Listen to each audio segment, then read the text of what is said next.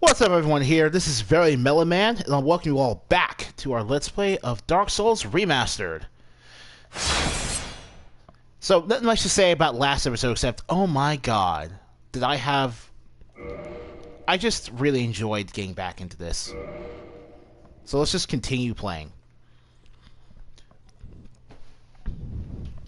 Also, yeah. So, because I enjoyed playing so much, what I ended up doing was continuing to PV, to do some co-op with other players who had yet to finish the game, or who had yet to kill the Taurus Demon boss. As a result, I ended up getting 10 humanity, well, technically 11 humanity, and because I used one of those to get back to being human. And I even helped a couple of people kill Havel the Rock, the guy sitting at the bottom of the of those stairs, literally the opposite of where you go to get to the Taurus Demon. Like, the literal opposite of where you'd have to go. As a result of doing that, I ended up with about 33,000 souls due to all my hard work. So let's just level up some here. 20 intelligence, 10 vitality...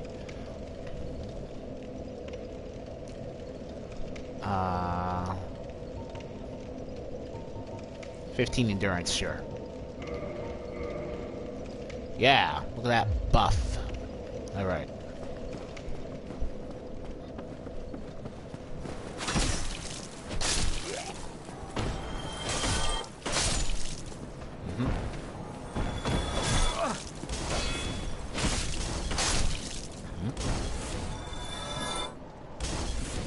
Alright then.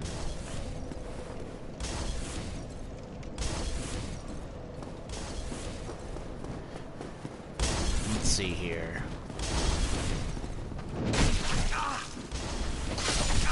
Whew. Wow. Woo.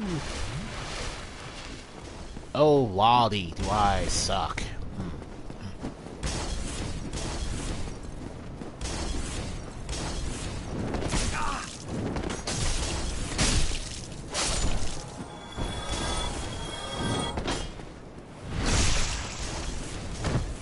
As you can see right there, we're still not getting a huge boost to our damage by two-handing the Uchigatana, but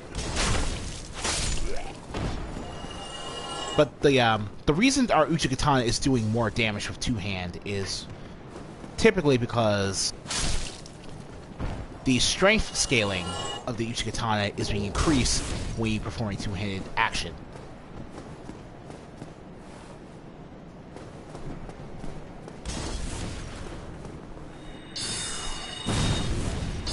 Woo!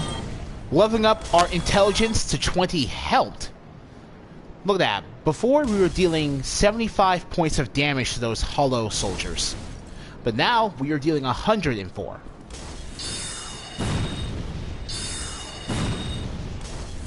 This allows them to basically get killed in one shot.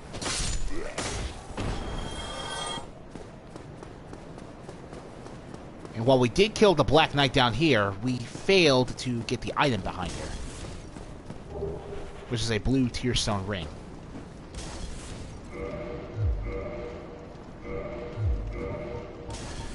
Blue Tearstone ring. This rare gem called Tearstone has the uncanny ability to sense imminent death. This blue Tearstone from the Katarina boosts the defenses wherever in danger. So yeah, basically, if you're almost going to die, you get a 50% boost to all your defenses. So you can probably see why it's not really all that interesting or good.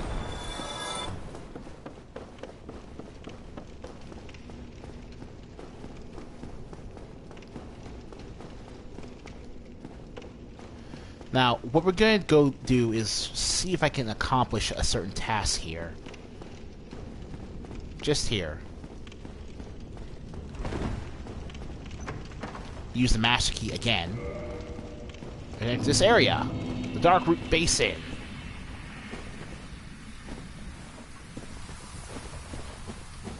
So we can come to this area a little earlier than intended if you have the Master Key. Item on the ground. Large soul of a nameless soldier.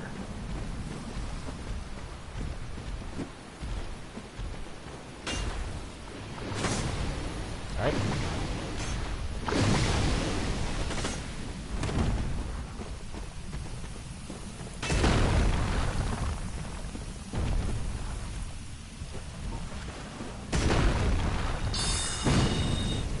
Damage. Oh my god.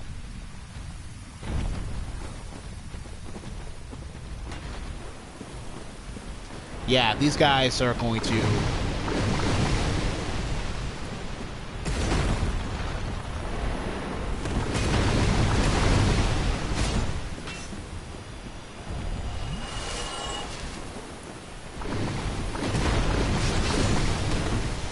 Yeah. For these guys, what we want to do is try to get the Hydra down there to kill them all for you.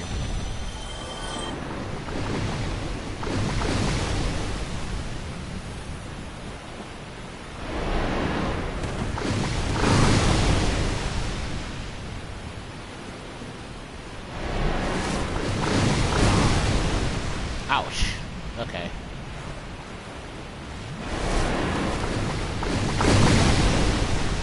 Jesus Christ. Okay.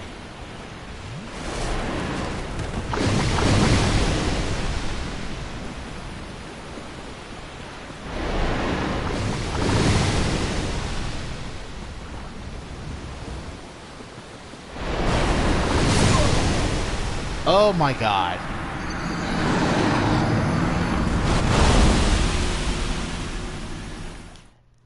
Oh, that humanity. I have to go back and get my humanity now. Great. Well, okay.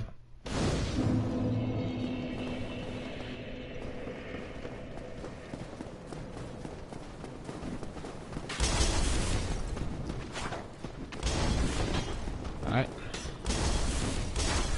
That was hard-earned humanity. I'm not just gonna lose it.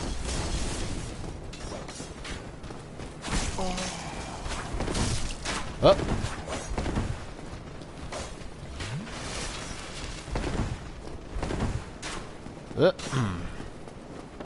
Thank you, goodbye. Keep running.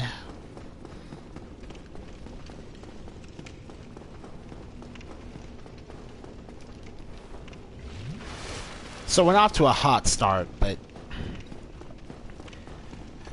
I assure you guys, it was either this or... Well, maybe I'll try getting what I was trying to get down here a little bit later. I don't know.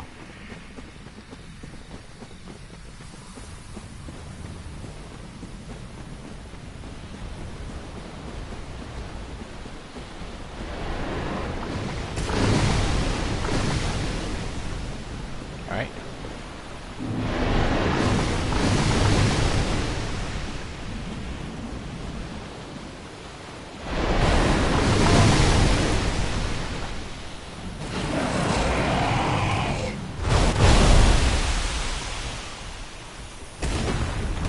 Woo! Oh my god.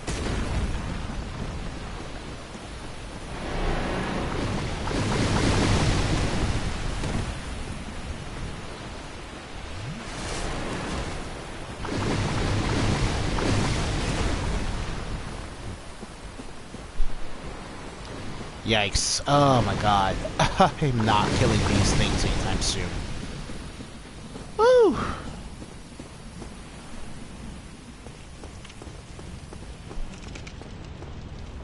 Okay.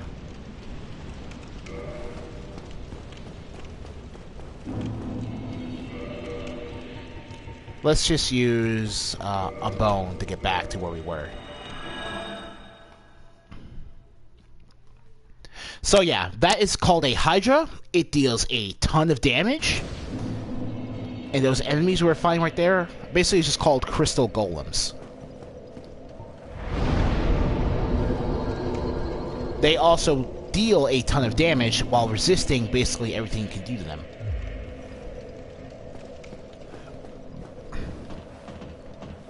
And the main reason I was trying to get down and kill that Hydra was to unlock... Well, the first step to unlocking a certain merchant I wanted was killing that, was killing a certain merchant. Alright, so...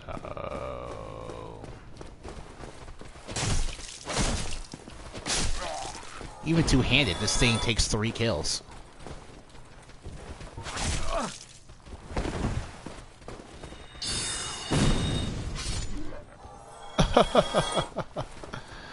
Okay.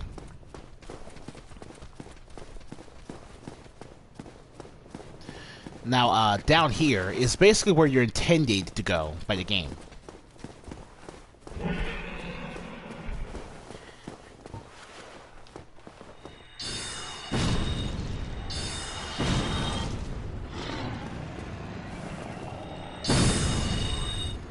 Ooh. Someone rang the bell.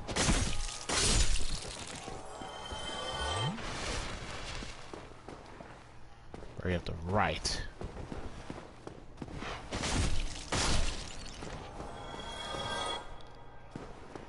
Oh. Okay, so that was a player.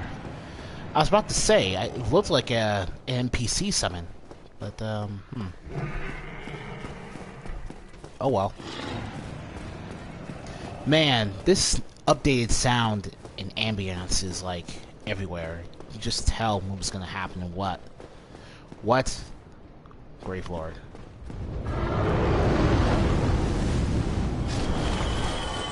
Look at that roaring fire.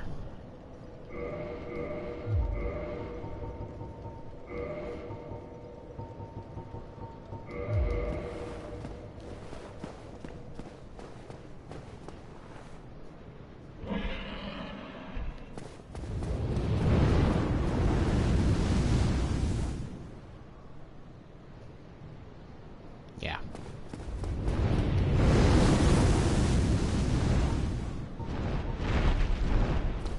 Yeah, the Hellkite Dragon does not joke around. So, if all goes well...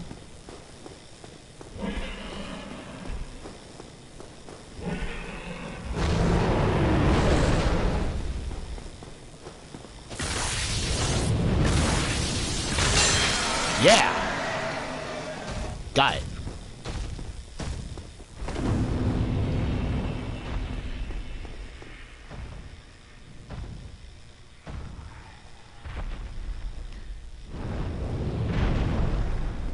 You make it down here.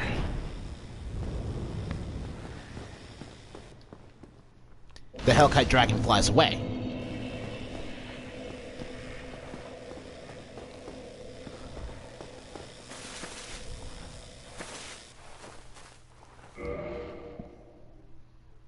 And we get the Warrior of Sunlight Covenant trophy. But now, we're not going to join it. But we will praise the sun. So, okay, here's the deal with this covenant. Here's the deal with it. There's a high and hard faith stat requirement of 25 points in faith that you ordinarily would need to have reached in order to join the Warriors of Sunlight. But if you perform enough co-op sessions with players, then that requirement is lowered by 5 points for every successful co-op session. Now, I've done a lot of co-oping, so I can basically enter with my base 8 faith.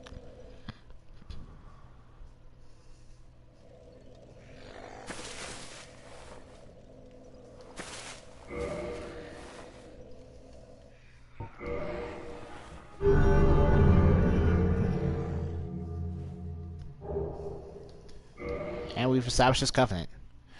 Oh, sunlight medals. Yeah, here's the thing. You get sunlight medals. This fairly warm medal, engraved with the symbol of the sun, is the ultimate honor, awarded to those who summon the warrior's sunlight and complete a goal. The symbol represents Lord Gwyn's firstborn, who lost his deity status and was expunged from the annals, but the old god of war still watches closely over his warriors. Yeah, this altar is directly underneath the sunlight. So basically what I'm trying to say is that... oh, look, it's just a statue with a broken weapon and feet. Yeah.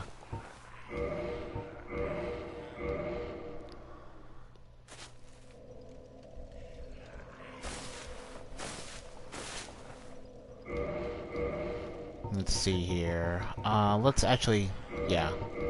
Let's write my own. See how popular that gets. But yeah, in general, you can see here even these draglings aren't going to disturb the sunlight altar. This is actually some really interesting enemy behavior because it shows that there's still enough humanity within them to appreciate places of worship.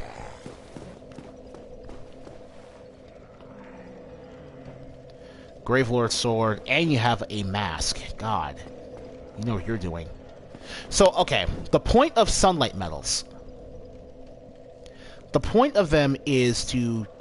You acquire a sunlight medal every time you perform a successful co-op display. Like... And by successful co-op, I mean you kill a boss.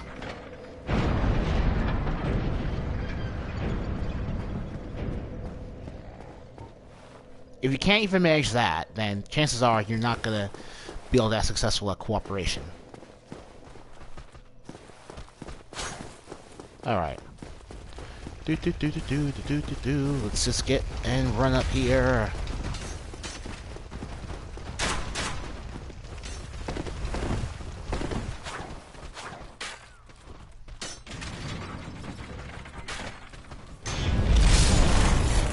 Alright.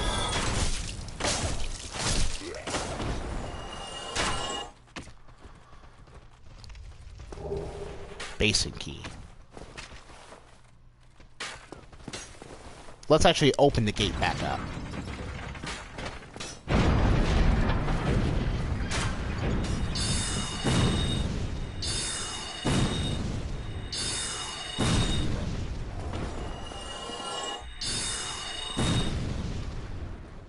Wow. So you can immediately tell the difference between how powerful these hollow infantry soldiers are compared to the ones situated around the Taurus demon. Remember, those guys we were now capable of killing in one hit. We just went back to needing to use 2 or 3 shots in order to take out all their health. The enemies scale with the progress that the players intended to take within the points of the game. A halberd.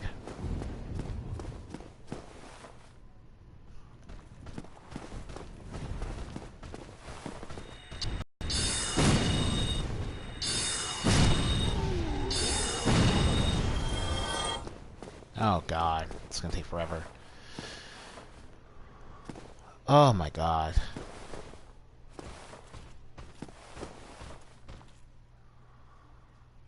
Ooh.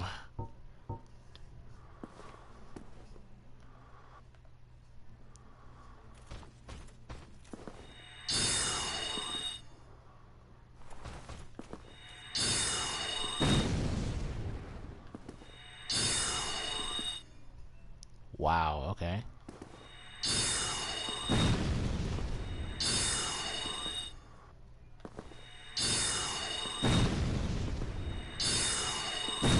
Got you. 2 hits.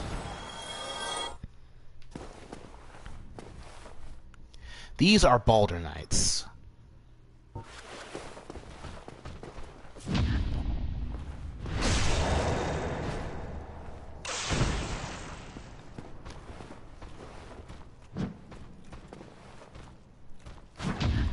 They come in 2 variants.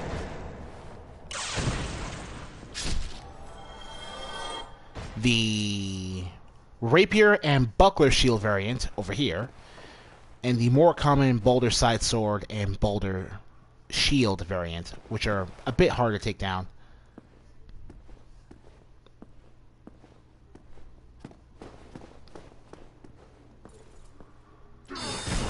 Oh.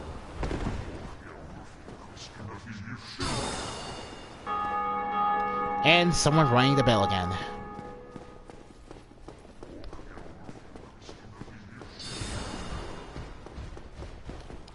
boy.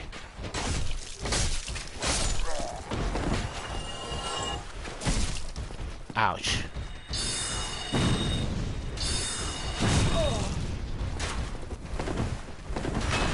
Woo!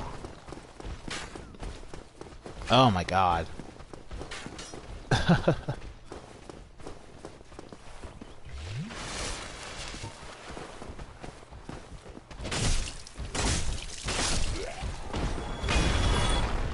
Oh my god.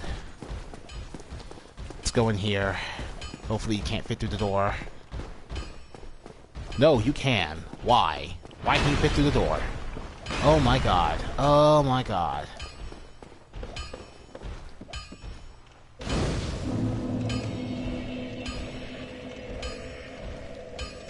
Jesus Christ.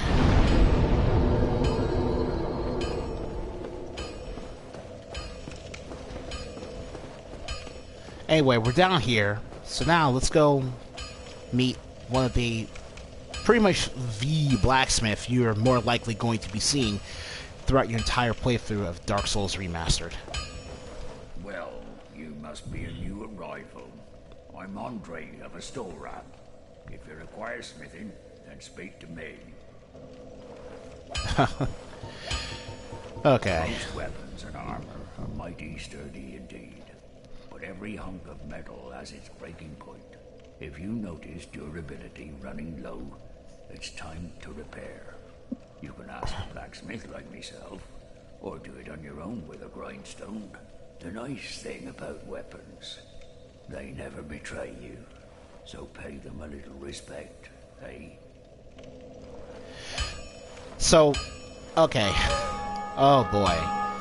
Yeah, that's bell ringing season today. Alright. So basically, yeah, when I was doing that co-op stuff after yesterday's stream, my Uchi Katana actually broke because of how much I've been using it. We went over durability near the end of my last video as well, just as a demonstration, but Uchi Katana only has 80 points of durability.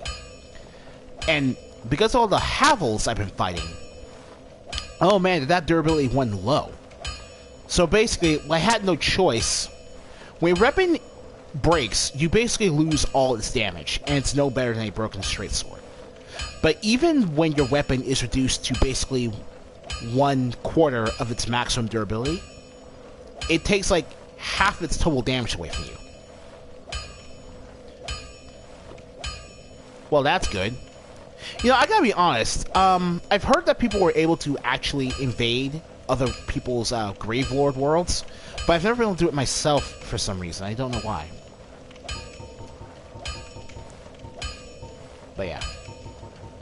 Also, that bit of dialogue about Andre there, it's actually leftover dialogue from a concept that was originally supposed to be with this character that was taken out the last minute. But there are hints of it that remain, and ultimately, those plans were regarding, like, we were just at the altar of the sunlight, right? What happened was, at the altar of the sunlight, what happened is,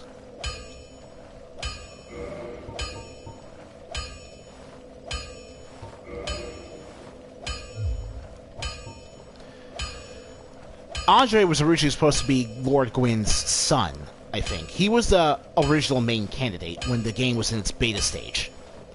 So that's why he said his weapons would never betray you. That line is referencing the fact that his father would have originally been the one to turn on him. Which is why Andre would originally be down here instead. But, you know, plans changed, and probably for the better, because I like Andre as a simple, mild-mannered blacksmith who's just really knowledgeable about his trade. What I just bought there was regular Titanite shards. I also got a Titanite shard at the end of the last video, which you probably didn't see, but here's the thing about Titanite shards. Upgrading a weapon does as much for its damage as simply having a high stat scaling will. And when you increase your weapon damage, obviously... Okay, no. That's stupid. Obviously, if you increase your weapon's base damage, it'll do more damage. Not sure what I was going for with that. Now, as you can see here, upgrading our Uchi Katana to +1 took 1 Titan Shard. So we can just do it again, upgrade to +2 like that. And hey, while we're at it, we can just keep going with that. Like, +3. Take 2 Titan Shards. So to get to +4, we need 2 more Titan Shards. Don't get yourself neither. So down here.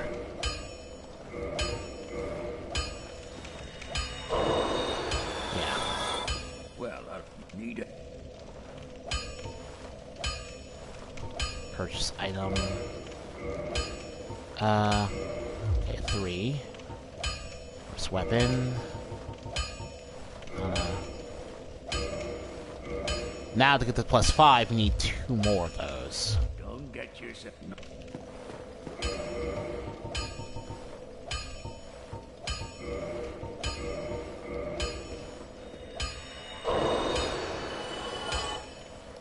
That's enough for 2.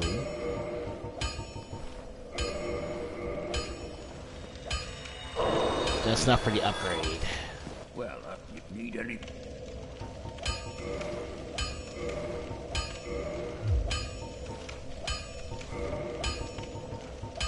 So now our Uchi Katana is at +5. So how come we can't upgrade our weapon any further, you ask? Well, that's because you need special embers for the blacksmiths to ascend weapons beyond their +5 paths. Like, I touched upon this in the last video, but I didn't go into as much detail as I wanted to. But basically, every blacksmith in the game has the basic ability to upgrade any unupgraded weapon to +5.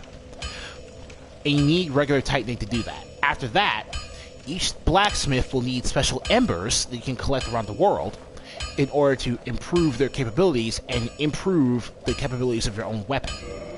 So until we get a certain ember for Andre here, we cannot get anything better than +5 weaponry. Now, luckily for us, +5 weaponry in this game is pretty good. Let's see. There are 2 types of weapon forging. There's reinforcement and there's ascension. Reinforcement is simple. It strengthens the weapon and nothing more. A simple task for any blacksmith. Hell, you could even do it yourself with a smith box. But ascension's a finer art. It alters a weapon's properties. Ascension is the territory of we blacksmiths. A smith box just won't do the trick. Start out with reinforcement. When that loses its charm, you can consider ascension. As you've noticed, this land is flush with the mad and wicked. You won't make it through the night without employing my services. So Andre explained it better than I could. So there you go. You can, yeah, we can buy smith boxes from him as well. Weapon smith box, armor smith box. You can upgrade your armor in this game.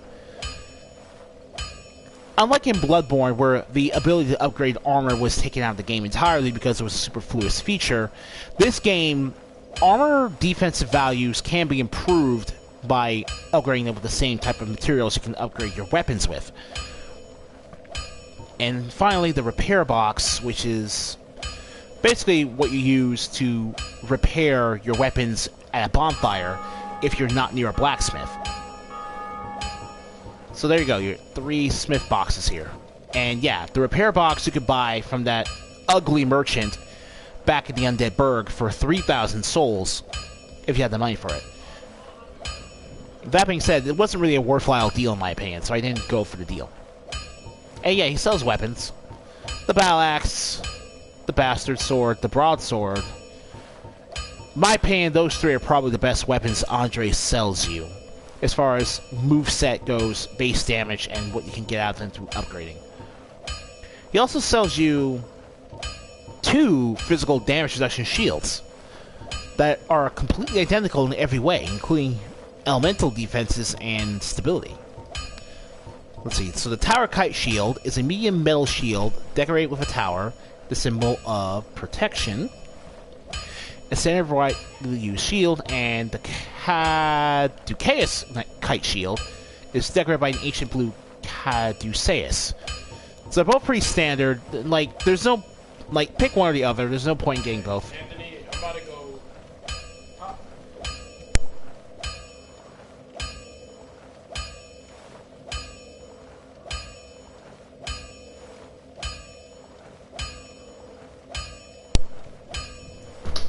Yeah, sorry about that. I was discussing some things off stream.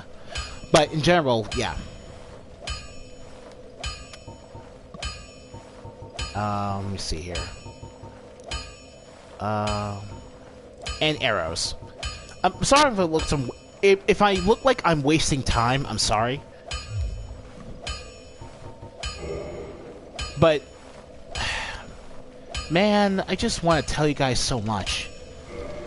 Let's just get Andre's gesture and maybe listen to one more thing he has to say. You can forge armor just like you do weapons. Forging armor is even easier than forging weapons. Whether you forge weapons or armor first, well, that's up to you. But nobody wants to see you go hollow. So whatever you do, you'd better do it well. Alright. Don't get yourself killed. Neither of us want to see you go hollow. Andre, you're a good man.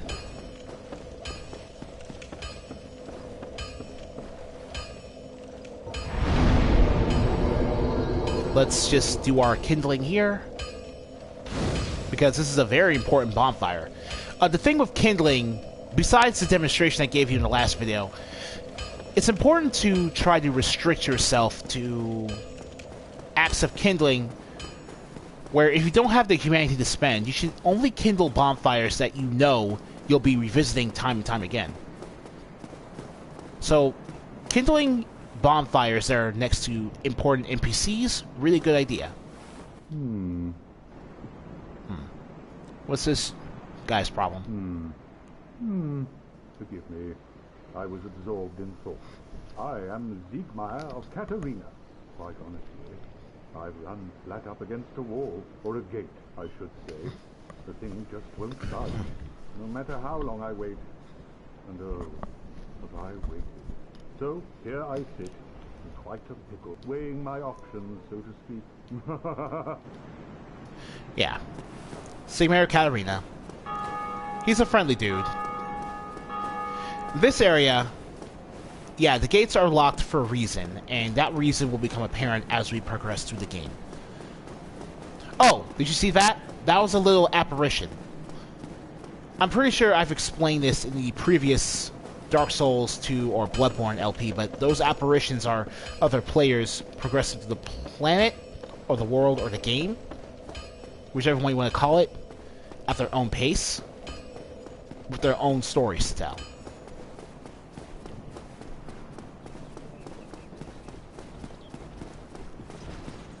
Oh my god, you're still out here. Oh boy. Oh my god.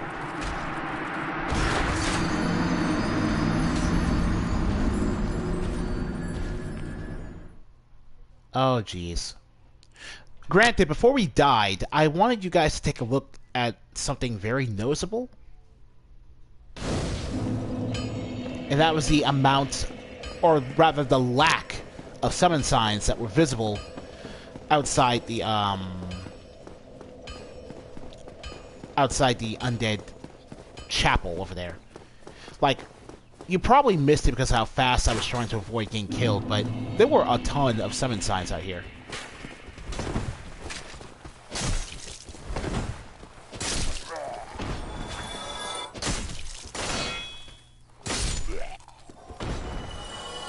Yeah.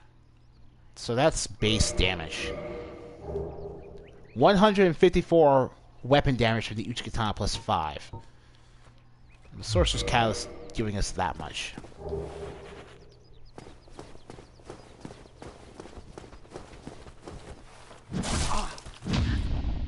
Alright. 290 on a riposte. And yeah, typically speaking, all that really goes up here is their health. They don't have any extra defenses or whatever, so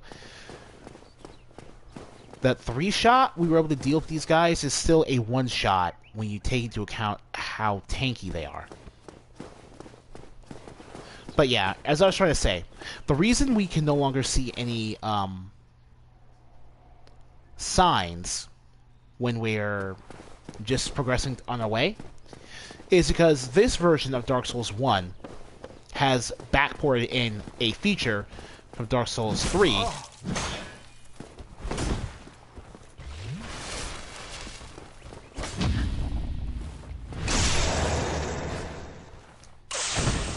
Yeah. A feature from Dark Souls 3 where not only is your soul level, your current soul level taken into the soul level equation when it comes to player matchmaking, but it also takes into effect how upgraded your equipment is.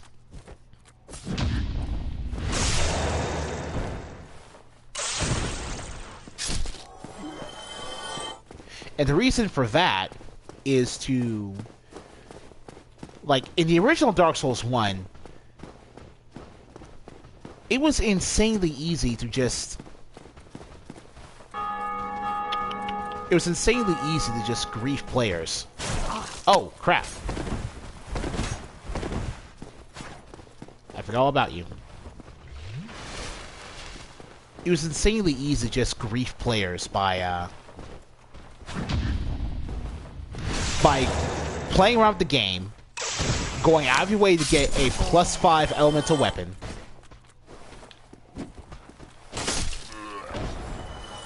and then going back to the Undead Burg, or whatever. Oh my god, I got the Boulder Armor and the Titanite Shard at the same time. That's great.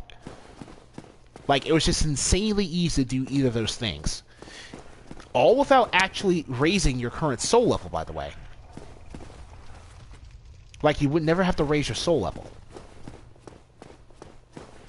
And then by doing that, you could just invade beginner players who haven't even leveled up that much, if at all.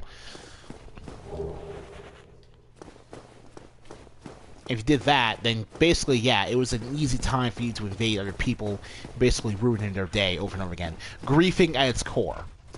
Inexcusable, really horrendous griefing.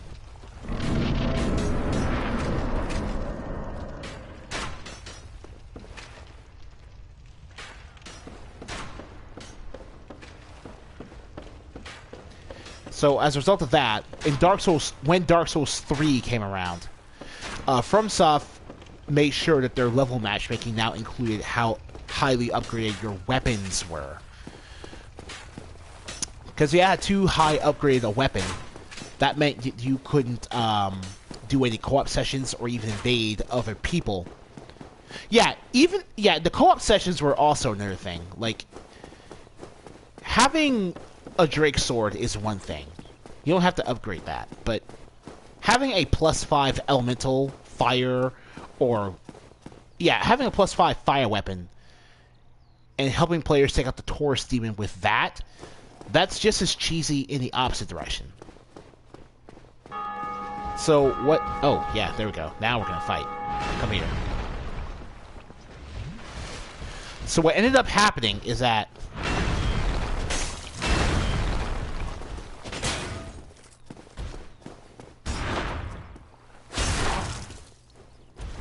we each had to trade there.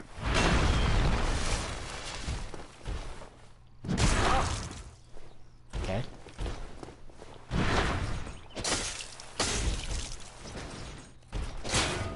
Okay.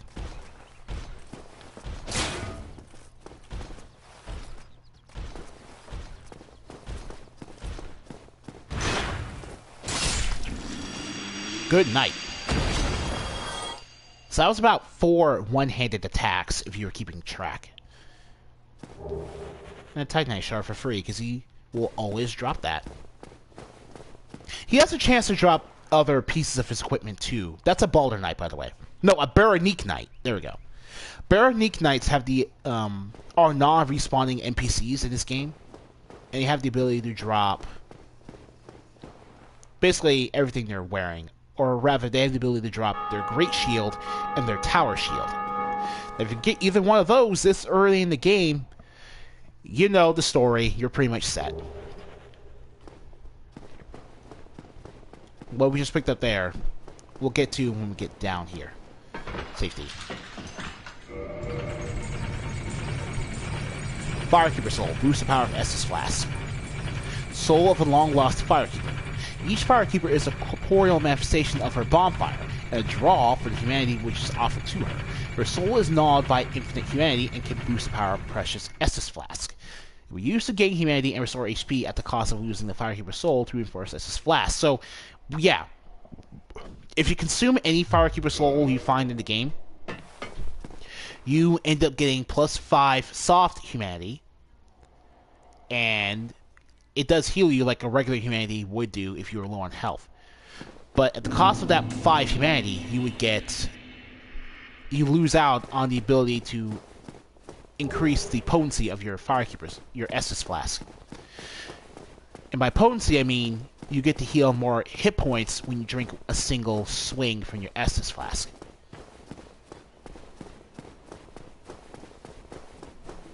So there's that. And just like that, we're also back at Firelink Shrine.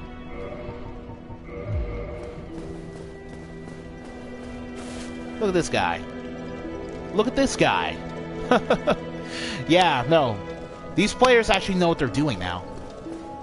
Don't you ever think to forge your weapons? You'd better find a smith box soon, unless you enjoy swinging about with blunt instruments. And yeah, he just randomly tells you about the smithing feature if you're just starting the game and you're having some trouble. But what Andre will do is actually explain to you what a smith box does, how it functions. Oh, I think we randomly gained some humanity from killing some enemies, too. I was at 8 soft humanity when I died. I'm back up at 9 now. Cool. So, what I'm going to do here is another little... Oh, hey, I've played this game so many times I know how to do this by heart trick. If you're getting a little tired of those, or you think I'm cheesing this a little bit, I apologize for that, but I assure you it's not cheesing. I'm just trying to play my way. So, for the 4th time now, we're going to go back down here. Well, for you guys, it'll be the 4th time seeing this area. For me, it'll be the 5th, because I had to go down back to Rickard's place in order to...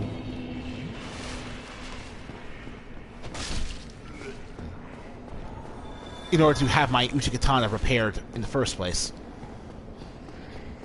Oh, and that guy is standing in front of the S-Talk, a weapon you can find.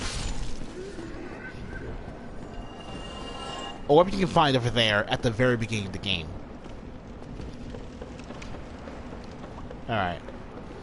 Oh boy, this place. Jesus Christ.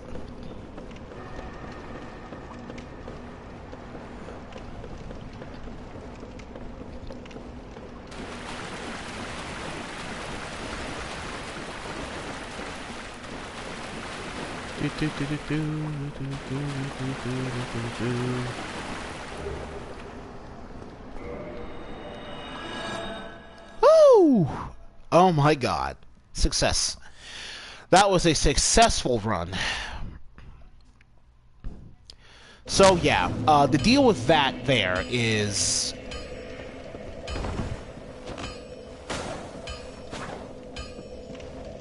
the deal with that little game is... those ghosts? Yeah, unless you use a special item, you will not be able to interact with them at all. That means that you won't be able to damage them with your sword swings or your magic. So if you get gangbanged by one of them, then you're dead. There's no two ways around it. Now, luckily for us, there is a silver lining to all that. I say that even though it sounds like something bad happened, but no, nothing bad happened at all. In fact, something really good happened. It's getting our second Firekeeper Soul. And yeah, look at this. Instead of, like, counting them all as one item, like how humanity here is up to 5, we actually have 2 separate Firekeeper Souls. The game counts them as unique items that have their own, like, lore. Or at least that's what it's supposed to look like, but... They're actually the same item.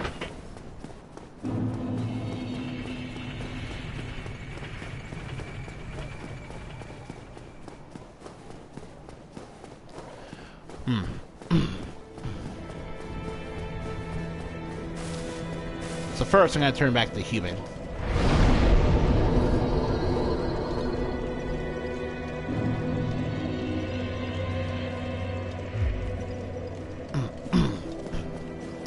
Nice.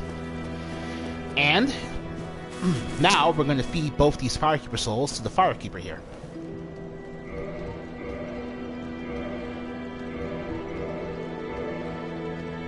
Alright, now we have a +2 to our Estus Flask.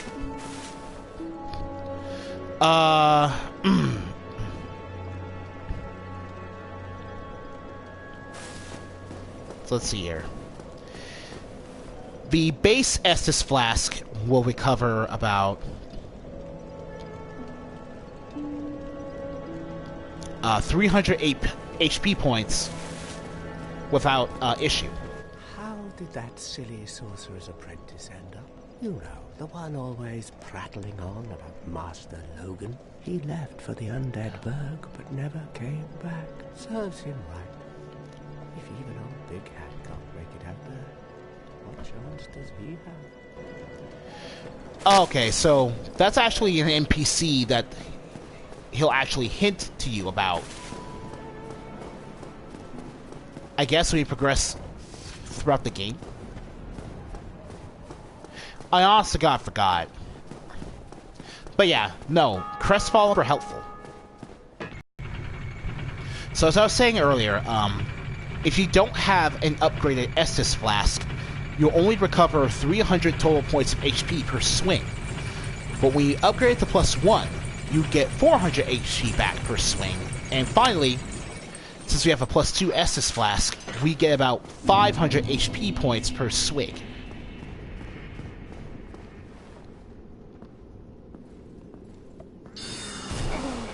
Alright. Alright, ooh. Yeah.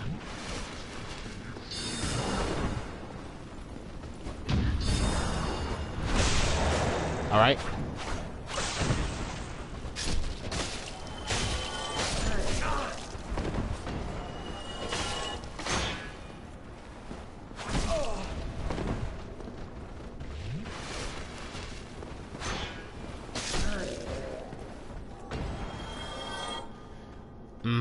Yeah, that's actually why you want to take a strategic approach to battling these.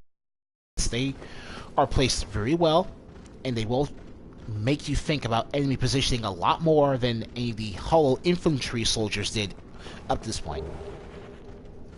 And they also drop Titanite shards, so if you don't want to buy them, like you can with Andre,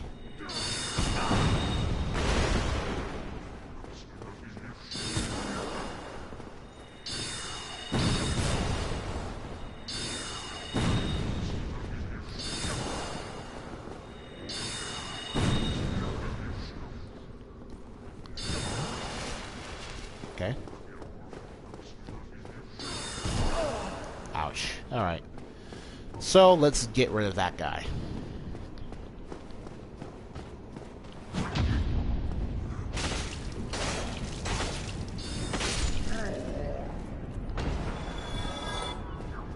Oh, hey! A Sumbro. Good. Ooh, yeah, no. He's got a new katana, too.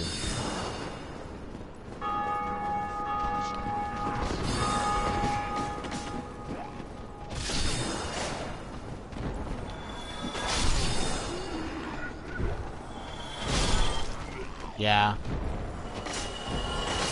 That blue aura around all these hollow stragglings is actually a status buff that this channeler here is applied to all of them.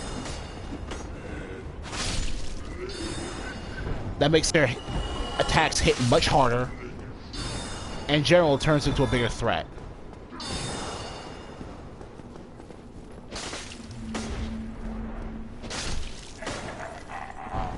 I think it's a weapon buff that affects him as well. And yeah, if you have a high enough item drop rate, you do have the chance of getting his weapon, the Chandler's Trident.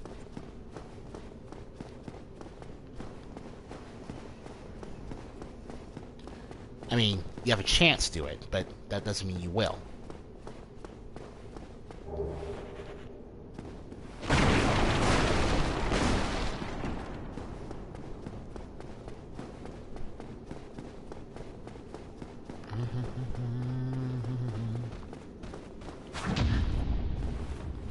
Sit down. Take a knee. I don't care. Get out of here.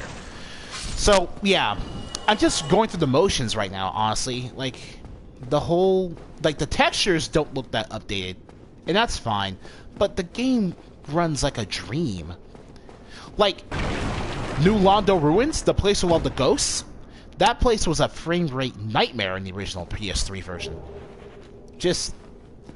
slowdowns. Oh, man. Because of how crowded the environments were, but now, oh boy, this guy. Oh, still human, are you? Then I am in luck. Could you help me? As you can see, I am stuck without recourse.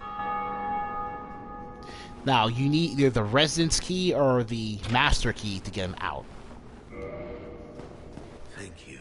Yes, sincerely. I am Knight Lautrec of Karin. I truly appreciate this. And I guarantee a reward. Only later. Right, so he does mean that. What we want to do now is head back to Firelink Shrine.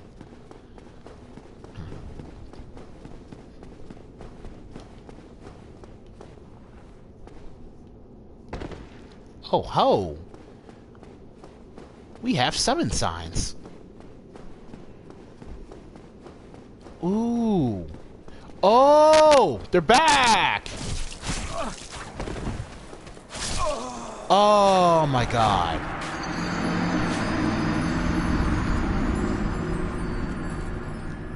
That's just fantastic. I got cocky there. You can't blame anyone for that death but me. But hey, we're back at Firelink.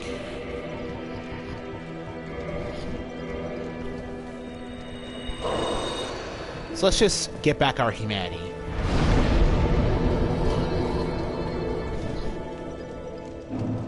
Now let's go talk to Lautrec.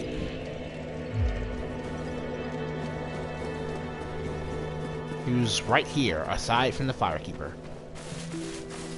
Ah, hello there. I have your reward. Please, accept it. A sunlight medal. I am grateful to you for freeing me. Not enough for you? Well, What? Hey, I'm pretty happy about that. So, okay. I just want to make this very clear. There's a reason that there are orange soap steins around Lautrec here specifically. But I'm not going to spoil the reason to you guys just yet. You again. What is it? Our futures are murky. Let's not be too friendly now. So, there you go. Lautrec does not want you to push his buttons. Oh, have you seen that terribly morose lass? The Firekeeper. She's stuck keeping that bonfire lit. Some lore on the Firekeeper. Sad, really. She's mute and bound to this forsaken place. They probably cut her tongue out back in her room. Yikes. And yeah, that's actually the real story. She had her tongue cut out due to speaking out against the Wave White. I'd peter out in an instant. Well, you're petered out kind of right now, buddy.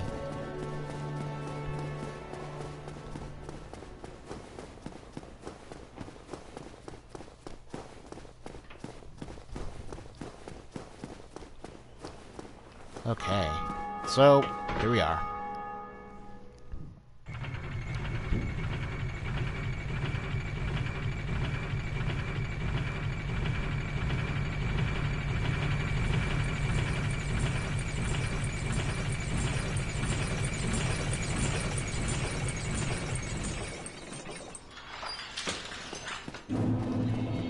Ah.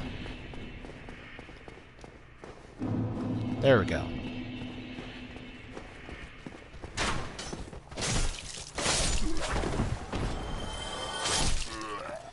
I've got sick moves, bro.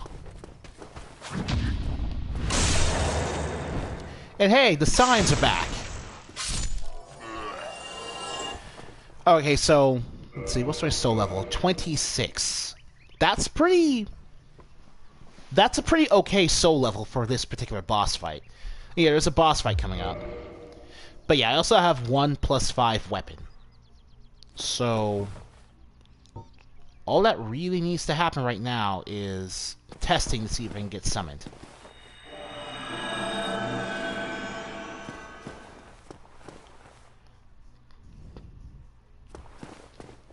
Until that happens, I'm gonna try and just clear out my way back to the boss.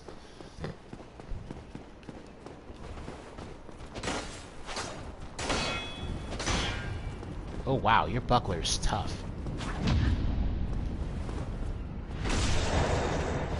Hey, I got parry.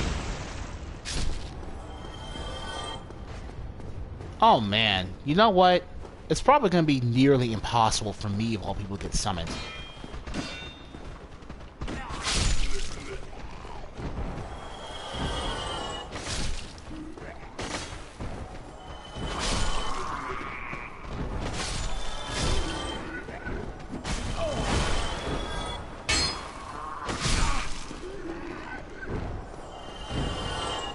Probably impossible. Because it's like, there's so much competition.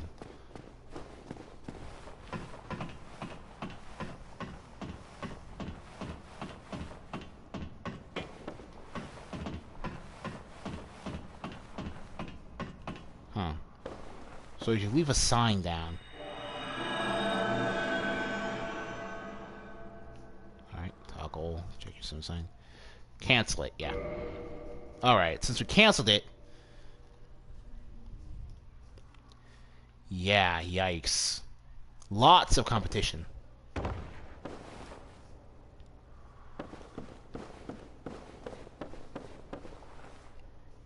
So here you can summon Lautrec to help you.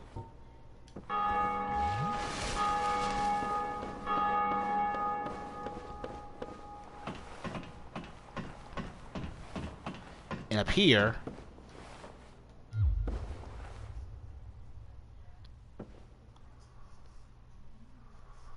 such promising candidates.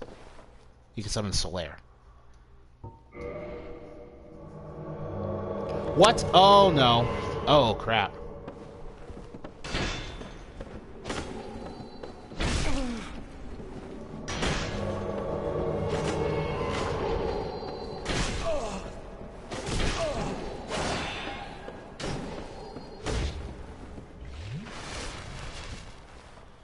You know what? I'm gonna summon... Not you. The guy with the...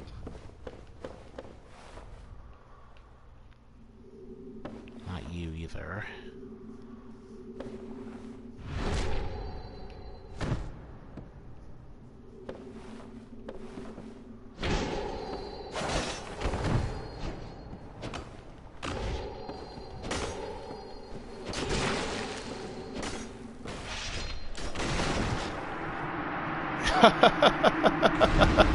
Good night, my friend, whoever you were. Ah, Dark Spirit, handsome squid. Well, handsome squid, I'm gonna just bow to you. That was unexpected. But, you know, okay, cool. Wanted some humanity. Now let's see here. What else do I want to summon? That's right. Let's just get Lautrec for once.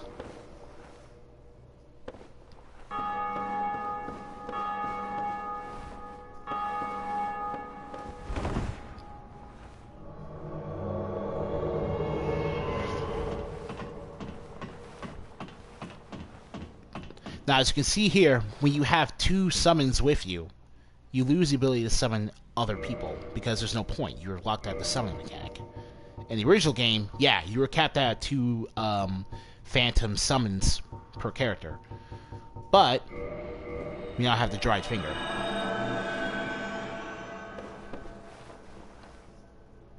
Which allows us to summon a 3rd phantom.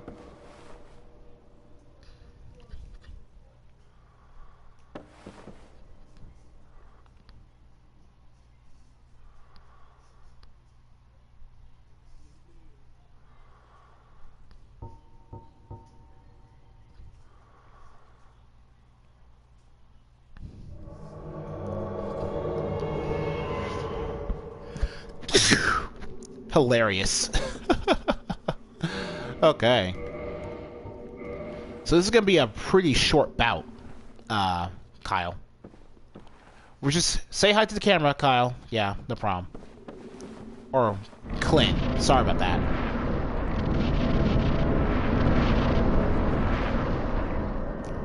Alright, here we go.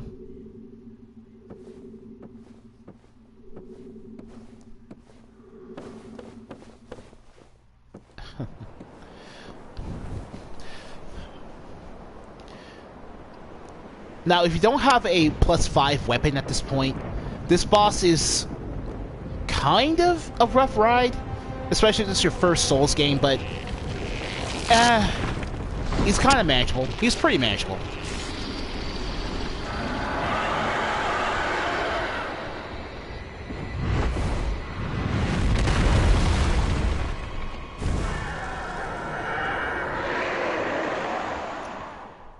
Especially with 3 phantoms.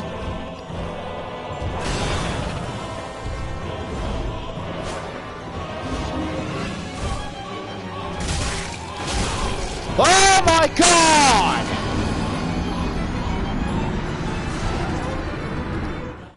Jesus Christ!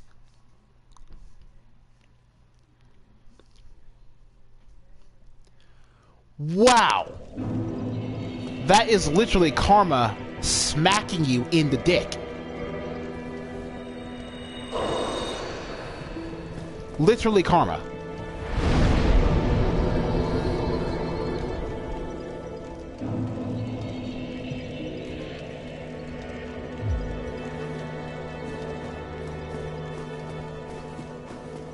Do you have anything special to say to us? Well, where have you been? I'm glad to see you're safe. Man. And yeah, so as you just witnessed, that is also a major part of the difficulty of the Gargoyles boss fight. Positioning. The level design is typically important even in a boss fight with a Souls game, because it determines how many options you actually have.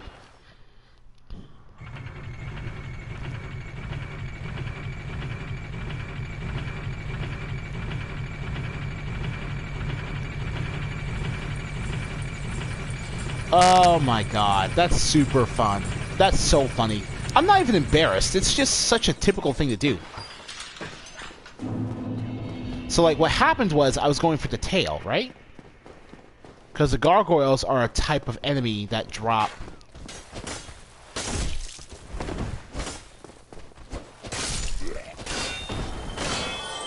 that will drop a special weapon if you cut off their tail. You look classy. I'm gonna summon you, Bish. Alright.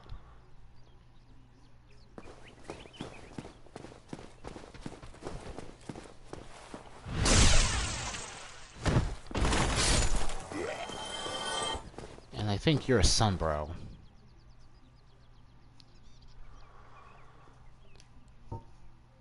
Kiki-riki.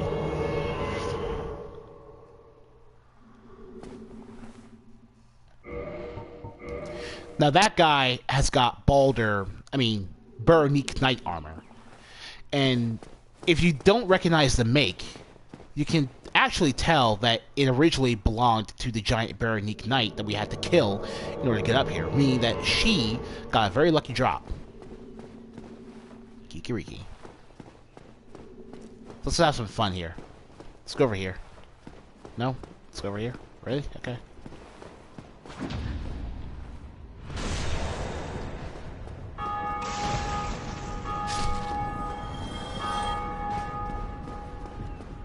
And you can see that because that one chest piece is so heavy, they had to actually get rid of basically every other piece of armor they had in order to fast roll.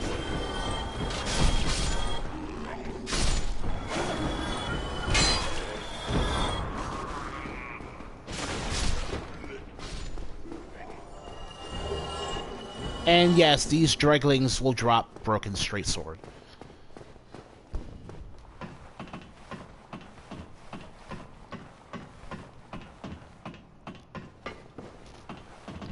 So we have 2 player phantoms with us, and that's good, but the purpose of doing this is to make sure we brought good buddy Solaire with us.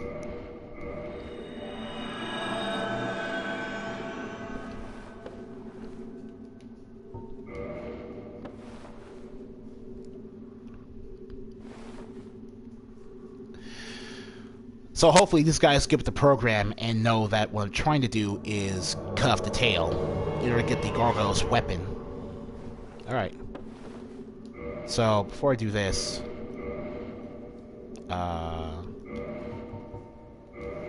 praise the sun. Yeah, alright, good. We're all sun bros here.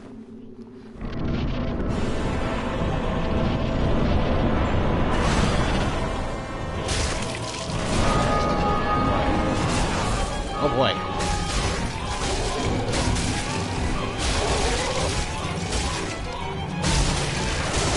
Yeah.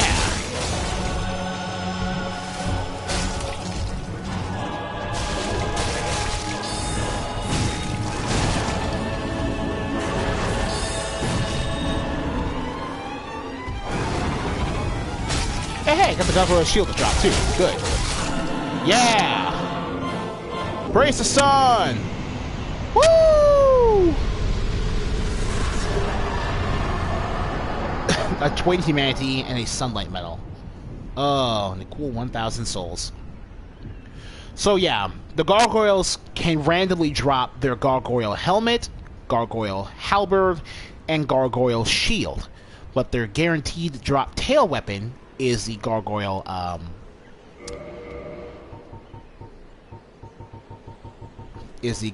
tail axe. We have the stat requirements to use the tail axe.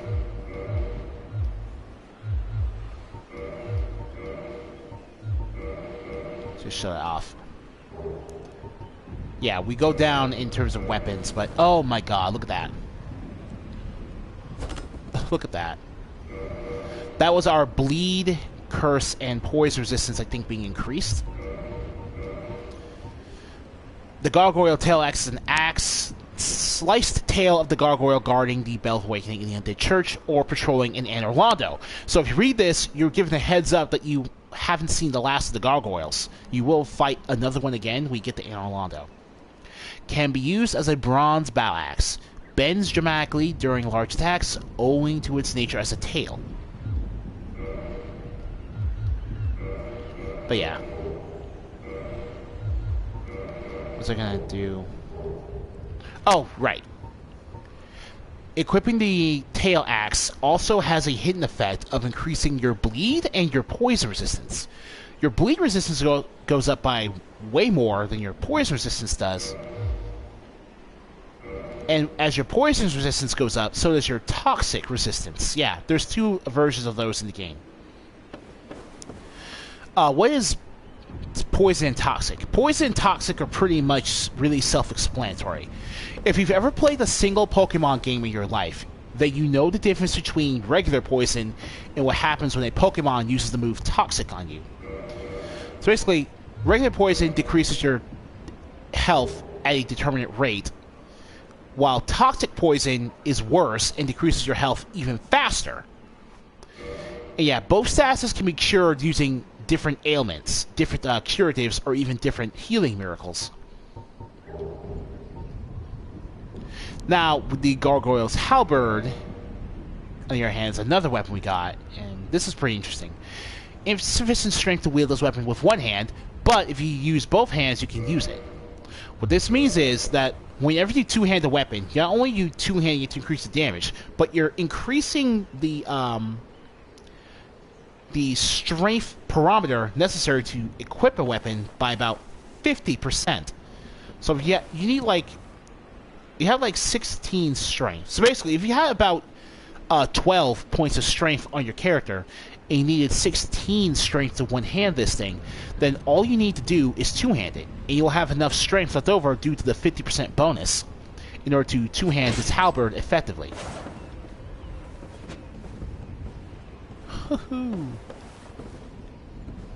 Oh man, my stamina. So yeah, stamina attacks are... Man, look at that arc. Yeah, this is right. This is a... Yeah. Gargoyle's Halberd. Halberd of the Gargoyle guarding the Bell of Awakening in the Undead Church. Perfectly standard bronze halberd without any special power. So like the tail, this doesn't increase your bleed or poison resistance either. Wait, does it? What? Hold on, what? What? It does? What? What? So all the gargoyle stuff does that. Interesting.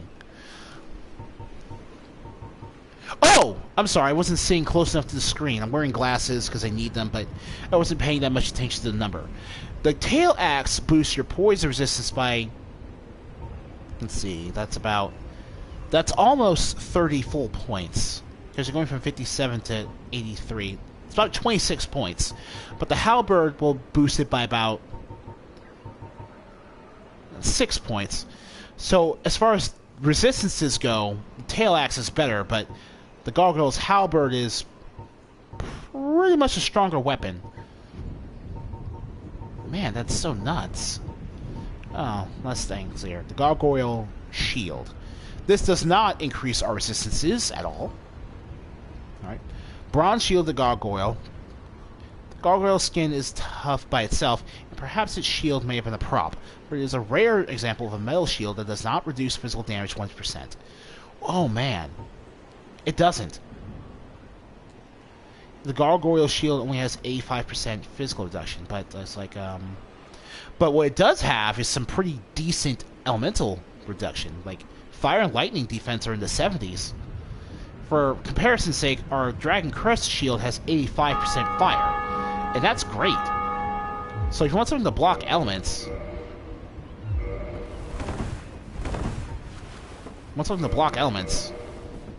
go with this thing. It's not bad. Let me get my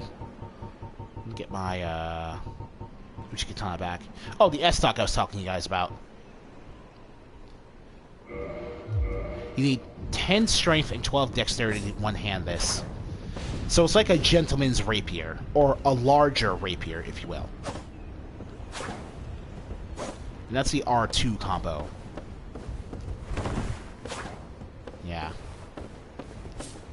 So yeah, lots of thrusts. It's a thrusting weapon with no equal.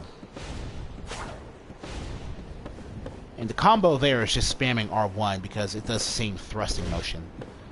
Fencing, if you will. It doesn't have a higher critical modifier like the rapier does, though. Just to be warned.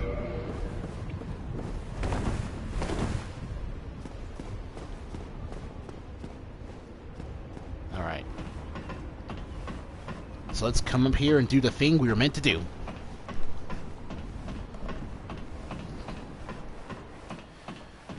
Oh, you know, I'm actually kind of tired of using the snake eater ladder meme, so I'm not going to invoke it today. Especially since we have 2 ladders to climb, and I learned my lesson from the whole multiple ladder climbing thing in our last LP. So here's the first Bell of Awakening.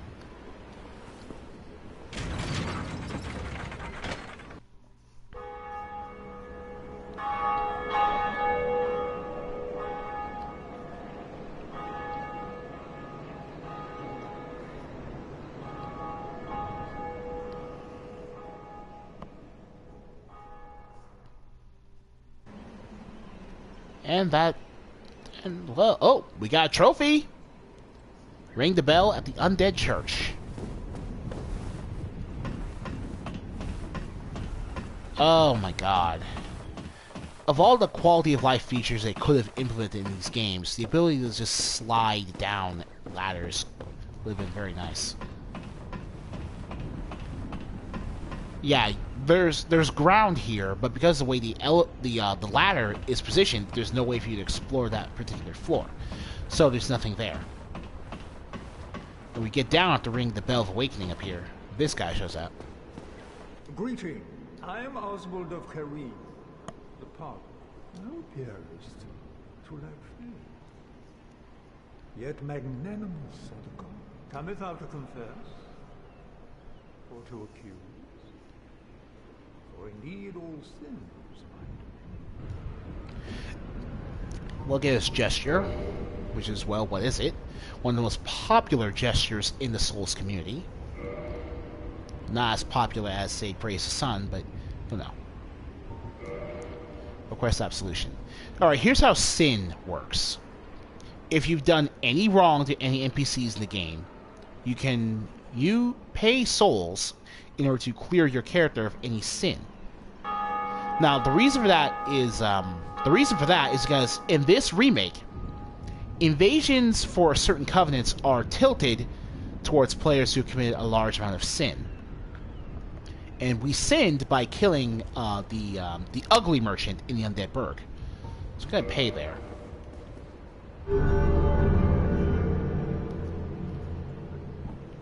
And now all my sins are cleansed. That being said, we did miss out some dialogue with him, where if you are currently sinned, he'll mention another individual who also has sinned. He won't actually say who, I think, but it'll definitely be a strong hint at one of the NPCs you would have probably already seen at that point. So it's up to you to figure out which NPC that is. Now, that's what he sells. He sells you homeward bones, which are pretty useful. He also sells you indictments. Slip sold by Bishop of Velka, the goddess of sin. If you're killed by an invader, use this to report the crime of that trespasser. The indicted player will be added to a list of unfortunate souls who one day face the wrath of the blaze of dark one. Actually, let me use this one. If thou committeth a crime, bring thyself back here. There is no misdoing that I cannot undo. Yeah. Indictment. Use item. Oh. I guess I can't use it until I've actually been killed by an invader during this session. Or can I equip it here? No. Alright.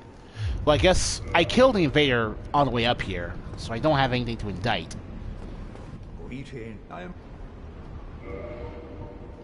But he also sells you a very interesting miracle called Karmic Justice. Miracle of the Black-Haired Witch Velka. Temporary auto-counter for heavy damage. Right, after you take a certain amount of damage, you explode with energy that deals magic damage to whatever it is within close range. It's a pretty interesting counterattack spell. I've never used it.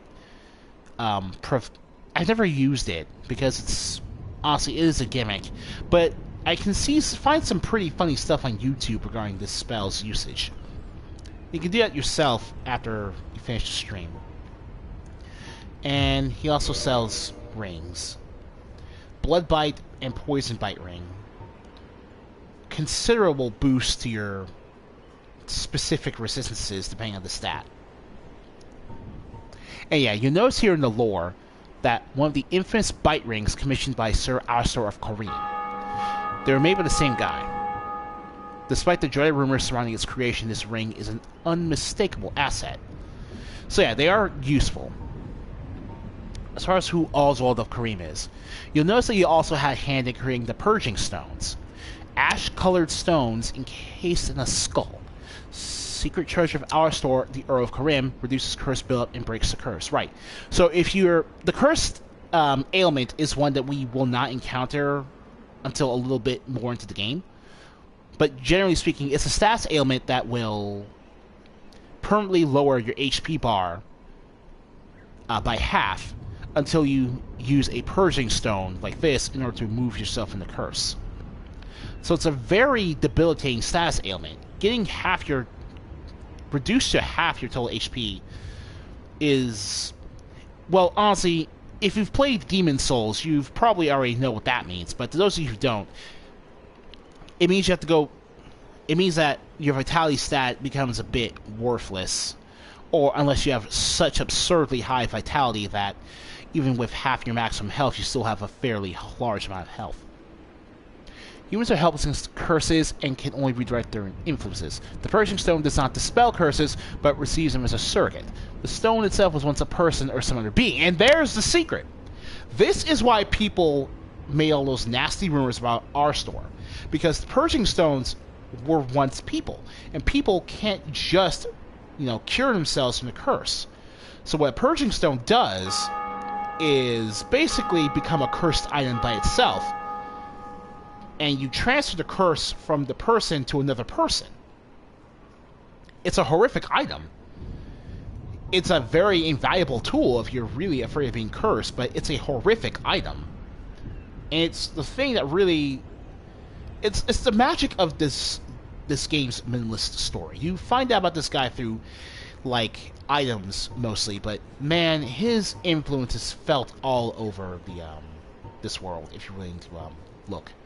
So the last item we're going to talk about here is Velka's Talisman. It's a talisman.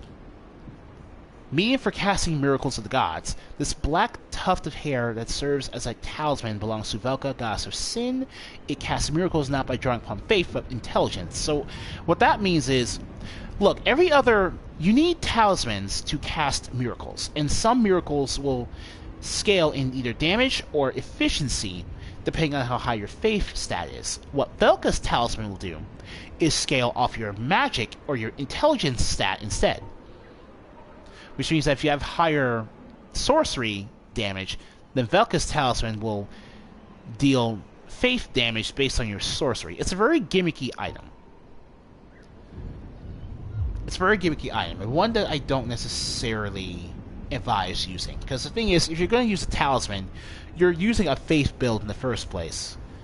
And faith builds can't necessarily afford to split their stats like that. It's just not worth it. You're better off going with pure faith and sticking to regular talismans. Cool item in concept, though.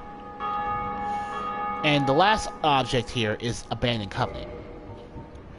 Now, one of the things you do when you acquire sin by leaving your current covenant to join a new one, like I did earlier in this video, is that you leave bad karma behind. And bad karma is the same as sin.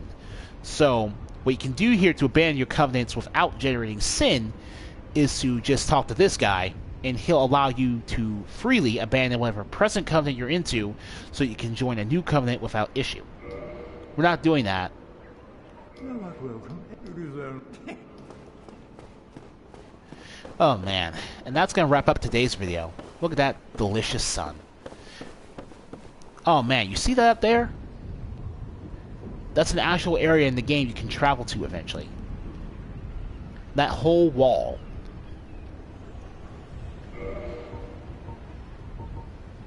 That whole wall up there. Right there. We're going there. We're going past that wall. Whew. Alright, so anyway, yeah. We finally ran the first Bell of Awakening after... well, just dicking around and just exploring more of this wonderful game to you people that I just want to talk about, you know? Okay, so next video, we're still not quite done with this area, though, the Undead Burg. Next area, we're going to go a bit... next area is going to get a bit swampy, if you know what I mean. Alright, so if you liked today's video, leave a like, subscribe, and I'll see you all next time when we play Dark Souls Remastered. So until then, praise the sun, everyone, and have a good day.